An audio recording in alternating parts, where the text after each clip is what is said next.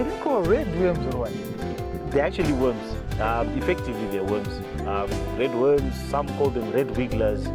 But yeah, they're basically just red worms. All right. So how do you go about the process of keeping the worms?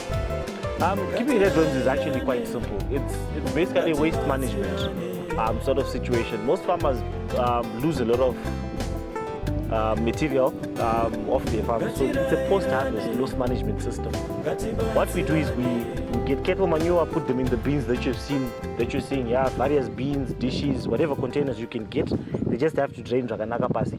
Okay. And then what we do is we put them in there, and then we put a small consignment of worms, the red wigglers, into it.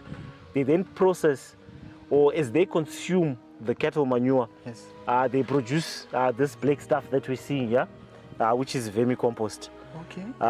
That's just one of the products that you see from there. Then the vermicompost is a very good organic fertilizer. It's a rich, balanced organic fertilizer which you can use in your vegetables. I know Total Farm Solutions is using it in their greenhouses for trench filling, for tomato production in their greenhouses, and they're getting good results from there as well. So yeah, that's basically the process. You just have to keep it moist, but it's basically just putting your manure in a bin and then adding worms to it. The worms consume the manure that you've placed in, and then you produce two byproducts. The first product is the vermicompost, the compost that comes out of it. Yes. Then the second product is the actual worms, which we are now breeding, raising the population so that we feed our ducks. When you say breeding, you mean you are breeding worms? Like, yes, we're actually breeding worms, okay, running through the process of breeding worms. We're just creating an environment that is conducive for their breeding. When they breed, they multiply, obviously. When they multiply, we then take the excessive population of worms that we get as a protein source for our ducks. okay, We are primarily a duck farm. all right. We primarily do ducks in terms of livestock production. We're very passionate about birds, so we've since realized if we have more worms, that supplements the duck feed and it lowers our cost of production. All right. Well, so is it that the worms they are good for the ducks, or maybe there is something they gain from the worms? Yeah, it's basically protein. Okay. It's protein for anyone into farming, for anyone into bodybuilding. You realize that your protein source is the most expensive and the most difficult target to hit. All right. So we've since realized that this is a cheap and available protein source for the ducks. Yes. That is the first thing. So you can either feed them fresh, or you can dry them into a powder and then mix with your maize bran, kind of makreshi or something, Right. and then you just feed, and then you feed them onto your ducks. It balances out the meal a bit. Or one other thing that also helps, even if you're doing free-range chickens like my road run, Yes. you can just take the whole lot with manure with the worms in it, just place them danga. There's a lot of scratching around that chickens do. Yes. That triggers that hunter instinct. Yes. It then becomes a sort of a natural hunting instinct for your birds. It also helps to just keep them within their natural behavior. It might even help manage cannibalism in your birds. Okay. Because of that hunter instinct. Yes. Yeah, it helps them. All right. So those are the benefits. There is other thing that I want to know. Is there a specific period that you say from this stage we put these worms, like they grow this? Is there any stage that you can say you keep them? What we've picked up is that from the time you see eggs, it takes about 21 days for the eggs to hatch. Oh, they hatch eggs? Yeah, they've got eggs. I'm sure if we take a closer look, or if we go to the breeding bins, you'll see the eggs that are there. Okay. Unfortunately, in this one, there are no eggs because it's almost ready. So the worms have been harvested already. But so from hatching to eggs, from eggs being laid to Yes. hatching, it takes about 21 days. Each egg will give you about 3 or maybe 4 worms, and then after that, Yes. it takes about between 4 and 12 weeks, depending on the weather. All right. To get a worm that is sizable enough to feed your ducks. Oh, so it's not that you just feed them, even the little one. There is a specific size that you say this one is now good Yeah, for them to... for us it would be good to feed worms that are of breeding age, All right. so that the ones that are left continue breeding. It's just for sustainability. It's not really about what size. Even the small worms, the ducks will still eat. Okay. But we prefer to feed larger worms that are fully grown. They would have produced eggs, and it just helps our continuity. So besides the cow dung, you call it the cow dung, right? Yeah. Besides the cow dung, is there any food that you feed the worms, or is just the? We are doing it with cattle manure because we've got cattle, and cattle manure is in excess supply. There's a farmer also leases pasture from us, and we collect. Okay. So we've formulated this with cattle manure because it is easy to get for us. But there are options. We've done it with goat droppings before. We've done a few bins with chicken manure as well. And then kitchen waste, there's some bins that were done with chicken waste, like sadza, fruit leftovers, like your tomatoes on the farm, pumpkins on the farm, mananga chayo, mananga mapudzi, anything that is biodegradable, these things will eat. We also cover these bins with cut boxes, and you find my cut boxes and so they'll also consume even the cardboard boxes that we lay over the bins. But in the interest of making a pure product that we can also sell, we've decided to use one growing media for these things, which is just cattle manure, so that we know what we are then selling as vermicompost. That is why we are primarily just focusing on cattle manure. The other materials we've stopped using because it then distorts consistency when it comes to the product that we then selling. Because we also sell vermicompost as a manure. All right. So our vermicompost is based off of cattle manure. If we then add anything else, like if we add goat manure, we'll have to then also make sure we disclose to our clients that this is vermicompost based off of goat manure, this is based off cattle manure, this is based off chicken manure. Okay. Yeah. So comparing venue manure with cow dung manure, the one which without being processed, which one can you say this one it acts more than a fertilizer? Which one? I think both have their merits, Yes. but you'd find that the nicest thing about vermicompost is that it doesn't have that burn that you'd find with cattle manure, because it has already gone through a secondary process. All right. Most people would feed direct cattle manure onto their crops and then have some sort of salt injury onto their onto their crop. You don't get that with vermicompost. Number one. Number two is the balance. Yes. There's always balance when it comes to vermi because it is then becoming an even product after that. That's true. Then the third thing is weeds. When you put cattle manure directly into a field, it comes with weed seeds. Our process makes sure there are no weeds growing in here. Because anything that tries to germinate in here, the worms will eat it. All right. So all this that you're seeing that's trying to germinate, it'll be eaten by the worms, such that when a farmer uses this particular product, there are no weeds that will be transferred onto the field. All right. That is one other major advantage of this. All right. Plus, the other thing that I've seen, this one, they look like they are clean more than the cow dung, because if you put the cow dung directly, you find maybe even the insects. You find even the insect that will eat the maize directly. Exactly. So that's the other thing that So you mean these worms, they can also eat insects here? Not necessarily insects. They will grow with insects if they're there. All right. But because of there's no stench, there's no stink, nothing. It's very clean. I've seen it's actually quite clean. Did I just see eggs? Yeah. It's actually quite clean. So you'd find that because there's no... Yeah, that's the one. Wow. This one just hatched. Okay. One just hatched. One just hatched. I can't find a very clean one. One that hasn't quite hatched as yet. So I was saying, you'd find that it's clean. This place doesn't even smell like there's cattle manure going on here. It's just clean. So there's no other insect activity. We sometimes find grubs within this. Right. White grub is what people would call fimbiri. I don't know if you know it. It's a whitish larva, thick, plump white with an orange head. Yeah, that's right. Yeah, we sometimes find those in there, but we just pick them out and again feed our ducks. They'll still eat. What makes you to start this farming?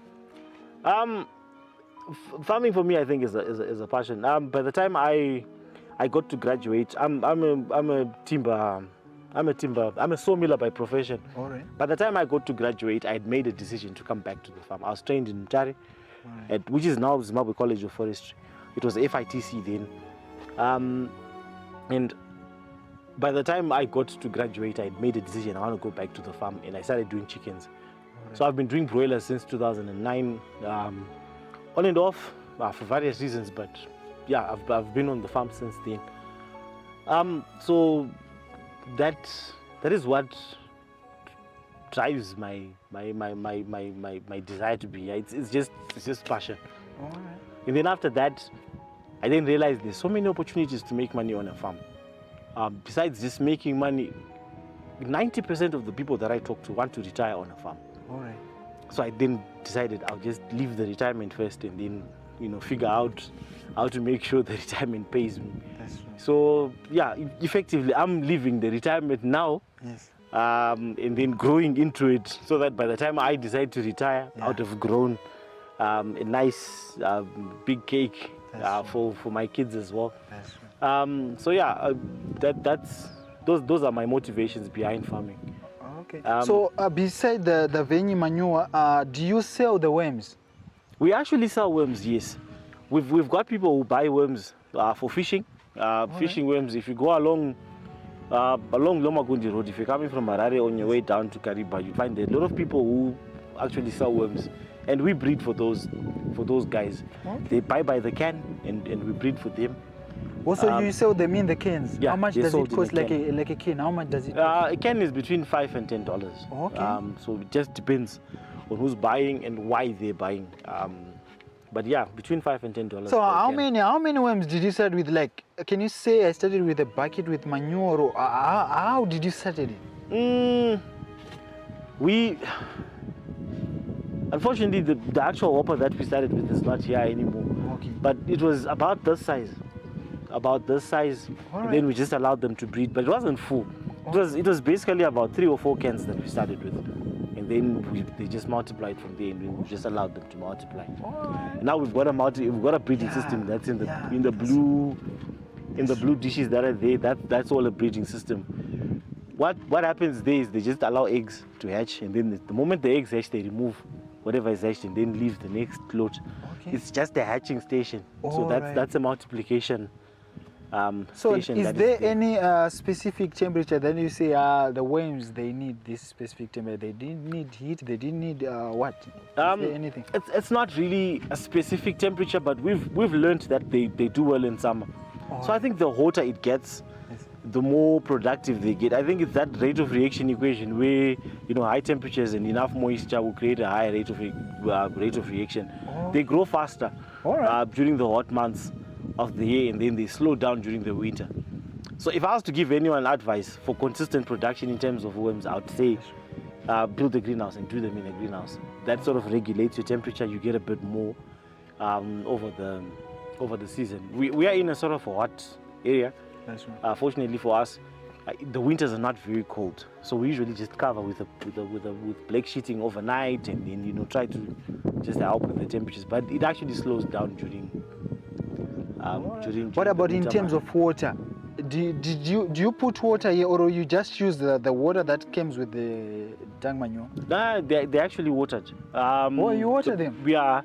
Unfortunately, she's not here anymore. The lady who looks after this project is just gone home for lunch. Okay. But she makes sure she manages the moisture levels. So yeah, that's.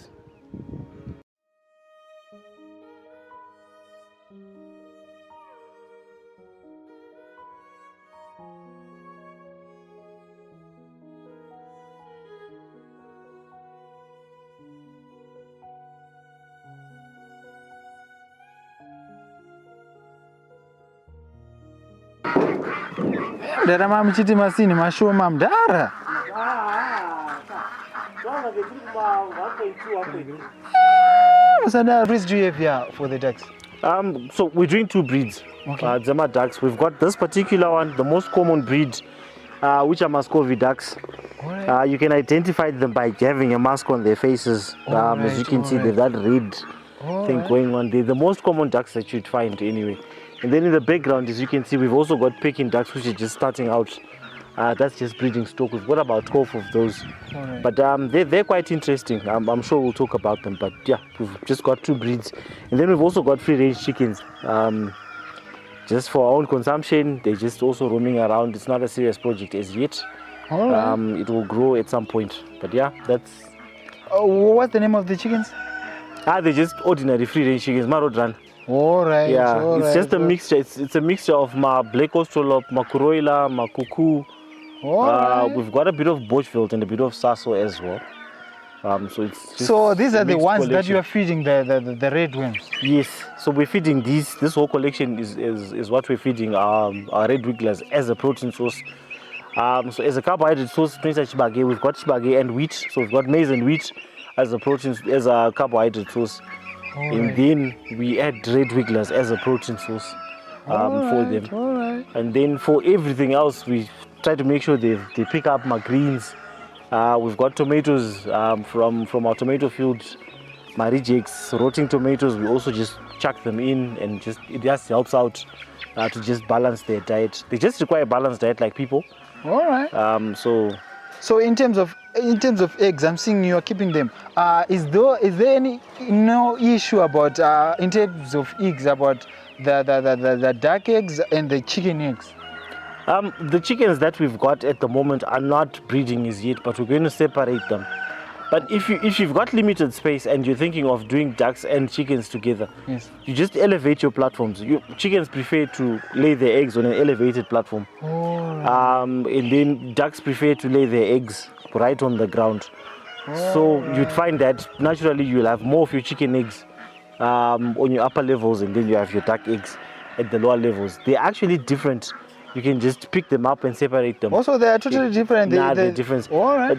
Duck eggs are actually quite big. They're much bigger than chicken eggs. Alright. Yeah, you get a bit more weight of egg. But is it possible to make a duck hatch a chicken egg? Yes, it's very possible. How I started doing ducks was because of chickens. So I bought a collection of day-old Bochville chickens, and then they grew and matured to point of lay. What then happened, I had a problem with them because they were not brooding. I wanted them to brood naturally. So, and then someone suggested to me that you could just get ducks. They have a 90% hatch rate, and then have them hatch your eggs. Okay. But in due time, we actually ended up having more ducks than chickens, because the ducks were more resistant to disease, better hatch rates, and better attitude around feed and everything. And that is how I ended up doing ducks. I actually started doing ducks by accident. It was just someone suggesting, get ducks to hatch your chicken eggs. And then I ended up, and then I just grew to love them and realized that's actually a better project than doing my roadrunner purely. Wow. And so now we're doing them why together. do you say it's actually cheaper than doing the chicken? It's not necessarily cheaper, but it's a better project. I would call it a better project than, for starters, Yes. you get meat. Alright. Just like you'd get with your chickens. That's you get eggs just like you get with your chickens. That's true. So at that level, they're the same. They start producing after 5-6 months. At that level, again, they're still the same. The difference is when diseases hit, Yes. your ducks remain and your chickens usually die off. You lose more chickens to disease than you would to ducks, number one. And then number two, chickens are more sensitive to feed than your ducks.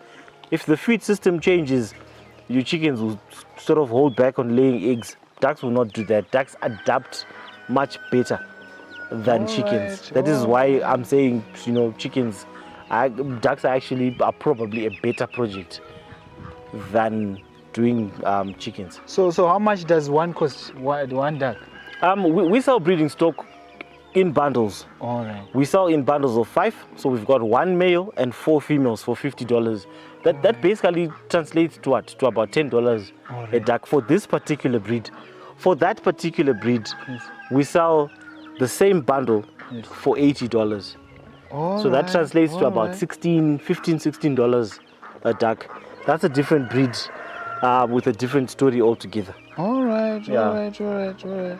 So you said you have, you said it's just, is it about they're just different colors and one breed here? Because I'm seeing. What we've got outside, all the ducks that are walking outside that fence, Yes. or that are moving about outside the fence, are the Yes. same breed. So Muscovy breed comes in so many different colors. All right, all right. So you've got the whites. I actually was very deliberate about the whites. You find that you might not find any male ducks that are mature that are not white. What? So all my male ducks that are productive on the farm are Yes. white. All To right. just make sure I have more white ducks than any other color, because I just liked the color white for my ducks. All right. But you've got that greenish hue, like that greenish bluish hue. You've got the grays. You've got there's also a black, which Yes. I don't have. I'm actually looking for one. All I'll right. probably find a drake that is very black and with no other colors. You can find that as well. So yeah, same breed but just different colors is a big possibility. But yeah, all this is just Muscovy ducks with the same. With the Pekins though, they Yes. just white. It's only white. There's no other The color. Pekin duck is a white duck Okay. with an orange or yellowish beak. That's it. All right. And then khaki Campbells come with a certain color. Ruins come with a certain color as well. All right. Yeah. Duck farming is profitable. Is it profitable, lucrative? Yeah, it's actually a very profitable business. The only reason why we don't have too many ducks on the farm is because we've sold most of available breeding stock, and we're actually waiting for the next lot to actually grow All right. and come of age. We've never had a situation where we have excess breeding stock that we're failing to sell. All right. But yeah, you've got options when it comes to selling ducks. You can sell breeding stock like we do, Yeah. or you can sell ducks for meat. Okay. The people who consume meat for ducks for meat, and then you can sell eggs to people who want to hatch their own eggs and start their own projects. That's another way of selling. So it's a sort of a three-tier project. Very soon we'll start converting duck manure into vermiculture, into vermicompost as well. Oh, you're planning also to do? Yeah, why for the not? ducks? If we've got enough duck manure to do that, I'm sure we'll do that as well. So yeah, and then we've got a growing Chinese community in the country. With that comes a lot of consumption of ducks, because they consume more ducks than chickens. All right. It's speculative, yes, but at some point we're going to have a lot of demand for ducks. All right. So yeah, I think it's lucrative. I think it's profitable, and I think it's a very good backyard project to have. And one of the reasons is they survive by just scavenging like they're doing. Yeah. So it's not very heavy on the pocket in terms of the quality and type of feed that you give them. It just has to be balanced. All right. All right. All right. So, is there any challenge that you've faced in the past that you say, this time I faced this one, this time, in terms of duck farming? The biggest challenge that we've had in terms of duck farming before was getting to the market and understanding how to then sell the ducks. All right. Because like I said, we started by accident, and then we found ourselves with an overwhelming population of ducks, and getting to sell them was a bit of a challenge. The challenge that we have now is around feed. We're coming off a drought, so feed sources are a bit difficult to find. So our cost of production is slightly up, but other than that, in a normal season, it's not too difficult to feed ducks. Okay. Then one other challenge is getting people to eat ducks. duck. Yeah, I think we have a training experience where we actually have to get people to generate interest in eating ducks. All right. I personally, because we produce broilers and we produce chickens, Yes. even here we don't consume as much duck as we would want. All right. But I think in the very near future, especially around the Peking duck, we're going to be just consuming a lot of duck for people to see and publishing maybe recipes and options, so that people get to try them out and like them. But in terms of tastes, which one can you prefer, the duck meat or the chicken meat? Or there is a process. Well, I'll put a distinction between 3 different breeds. Yes. So, or maybe 4. All right. I personally love broiler meat. All right. Broiler chicken meat. I know people talk about health reasons and also, but I enjoy my broiler. That's me. My wife loves marodran. All right. She prefers that Yes. to my broiler because of the texture of the meat, and she I don't think she likes it like that. That's true. So, and then There's that duck there, the Peking duck. Yes. The Peking duck grows to mid-size, grows to 90% of its adult age in about 2 months. It grows as quickly as my broilers, All right. almost as quickly as my broilers. So the meat is very tender. That's true. So if you're going to compare a roadrunner chicken to a Peking duck, it would almost be the same. You've got a lot more meat than you'd find with the chicken, with that one.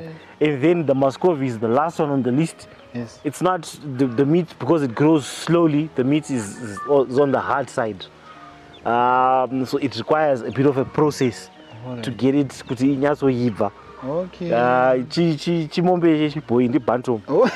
So to speak. But your Peking duck compared to a roadrunner, I would put them at the same level. Also, you mean that one you might prefer it for meat? That one, Exactly. That is why we've actually brought them onto the farm. All right. Yeah. And you know, an aunt of us gave us to taste. Say, taste this duck, and then we realized, we've been missing something. And now we're starting to raise them for ourselves, and we're going to push that for meat, and then push this as breeding mothers. All right. So we're going to have these because those ones will not sit on their eggs to hatch, but these ones will. Why don't they sit? It's just a physiological thing. Naturally, they're not broody, so they will not hatch their own eggs. All You either use an incubator, or fortunately for us, we've got Muscovies. We'll use Muscovies for that. All So we'll right. just take eggs from there and have these ones hatch. These are excellent mothers. They're excellent. They take hatchers. good care of the babies. All So we'll right. then use these ones. That is why we're still keeping these ones, because they're very good mothers. And then we'll have those ones, which are very good layers. Okay. So how many are they? These ones? How many are they? We've got about 200 on the farm now. 200 Alright. Muscovies and about 12 Muscovy breeders. That's what we've got. And about 100 of these, which we're just starting out. But we're scaling up. By the time we get to August, Yes. we would have scaled up into something much bigger. For all three lines, for your Peking, your Muscovies, and these ones. So what are your words to someone who wants to start duck farming? That you say, maybe if I share this one with him, maybe you might get something. This is my encouragement to anyone who wants to start duck farming. Yes. Not just duck farming, but farming in general. Start small, think very big, but start small. All right. Start small, learn, read as much as you can, explore, and then find ways on your farm to save. Yes. There's so many ways that you can save. Use the resources around you to save, especially the waste on the farm. Yes. Think around, what can I use the waste that is coming off the farm to produce feed. And then the other thing is, all chickens are the same. Whether it's a duck, whether it's a roadrunner, whether it's a goose, whether it's a turkey, they all require the same in terms of a balanced diet, in terms of vaccinations, in terms of disease management. And your first line of defense is always a clean environment. Try to clean up. It usually helps to just manage disease and all other things. That's true. That's my encouragement. And then they just require the same balanced diet that you were taught in grade 3 is what they require. Try to balance out their diet and you won't have a problem. All right. Peking duck will grow to its full size Yes. in 8 weeks if it's fed properly. All right. These ones will grow to its adult size in 4 months. 4 months. Yes, if they're fed properly. So the difference there is about a 2-month difference between the time that you get to go to market. All right. Yeah. So, and the reason why that is so important is that the meat quality that you find with Pekins then becomes better because it grows a bit faster. The meat is a bit softer than you would find with your Muscovies. So when you're choosing a breed, it's something that is very good to consider.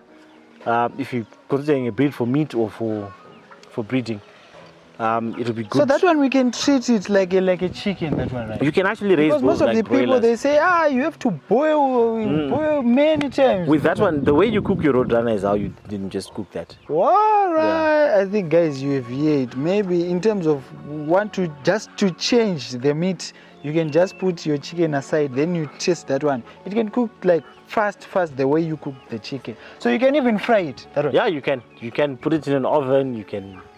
You've got what about this one? Can you do it with this one? You can, but it has to be a very slow process. So you can't do it with a high heat. It has to be a low heat, slow process. All right. And Zesa will not allow you to cook for that long.